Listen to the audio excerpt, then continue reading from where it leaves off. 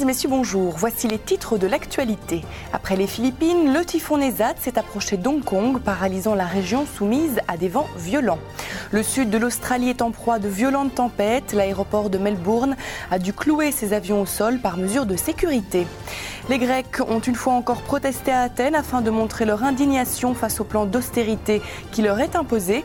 La capitale était complètement à l'arrêt ce mercredi et un pilote d'avion a appuyé sur un mauvais bouton. Résultat, l'appareil s'est retourné en plein vol. Madame, monsieur, bonjour, bienvenue dans l'édition de votre journal. La bourse, les écoles, les transports et la plupart des entreprises publiques étaient fermées jeudi matin à Hong Kong en raison du passage à proximité du typhon Nesat. L'alerte au typhon a d'ailleurs été élevée dans la nuit de mercredi à jeudi au niveau 8 sur une échelle qui en compte 10. Le territoire est balayé par des vents et des pluies violentes. Au moins 3 personnes ont été blessées dans les chutes d'un arbre et d'un échafaudage. Les transports par bus et ferry étaient suspendus, de même que les services portuaires. Les rues étaient désertes, les autorités recommandant de rester chez soi. Une quarantaine de vols en partance de l'aéroport de Hong Kong étaient retardés, selon le décompte d'une porte-parole de l'aéroport à 10h heure locale. Par ailleurs, aux Philippines, le bilan a été revu à la hausse jeudi matin, 2 jours après le passage de Nesat, qui a noyé sous les eaux une partie de son île principale, Luçon. Il s'agit de l'île la plus vaste où vit plus de la moitié des 90 millions de Philippins.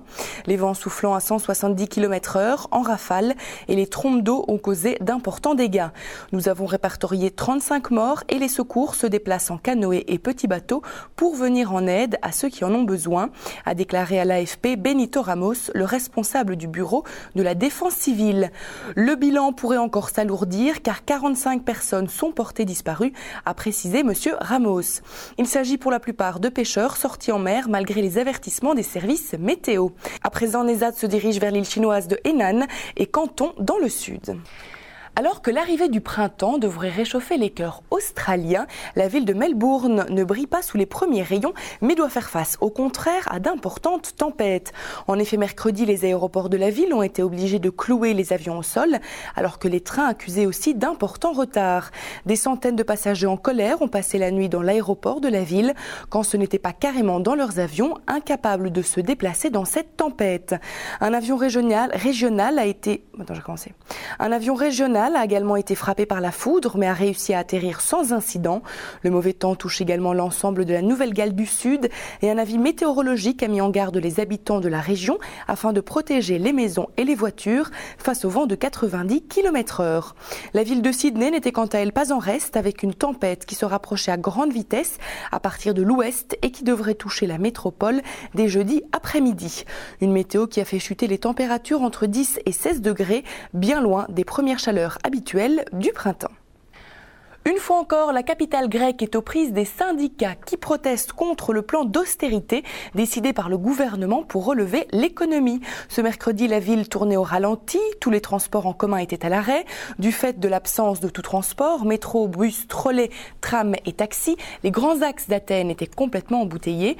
Cela n'est pas très encourageant pour les touristes qui, depuis 2010, ont commencé à déserter massivement la capitale. Pour le moment, pas d'accalmie à l'horizon. Une nouvelle grève générale est d'ailleurs prévue pour le 19 octobre prochain. Elle devrait rassembler les secteurs publics et privés. Prenez donc toutes vos dispositions. Une nouvelle attaque au requin a eu lieu en Afrique du Sud. Un baigneur qui a ignoré les mises en garde s'est fait dévorer une jambe et demie par un grand requin blanc qui l'a attaqué mercredi près de la ville du Cap, a indiqué la municipalité.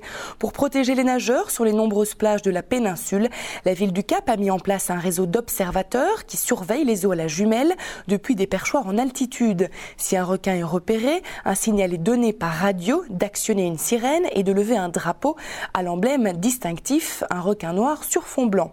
Tout le monde doit alors quitter l'eau. Ce jour-là, l'homme de 42 ans, un Britannique, est entré dans l'eau sur la plage de Fish Hook vers midi, alors qu'une heure et demie plus tôt, la présence d'un requin avait été signalée. Selon un communiqué, la plage était déjà fermée. Voilà une mésaventure que certains ne sont pas prêts d'oublier. Un pilote de la compagnie All Nippon Airways a cafouillé alors qu'il voulait débloquer la porte de la cabine de pilotage. Au lieu d'actionner l'ouverture de la porte, il a appuyé sur le bouton du compensateur, qui est le système permettant de maintenir l'équilibre de l'avion. L'appareil a alors basculé à 131,7 degrés, chutant également de 1900 mètres en 30 secondes. Plus de peur que de mal, même si quelques agents de bord ont été blessés et que 4 passagers ont été pris de légers malaises. Ceci referme notre journal. Je vous remercie pour votre attention et pour votre fidélité. Je vous rappelle notre site internet sur lequel vous retrouvez toutes nos informations touristiques, mais également nos programmes. Il s'agit du www.libertytv.com/tv. À présent, je vous quitte sur de superbes images de la Jordanie. Belle évasion sur Liberty TV.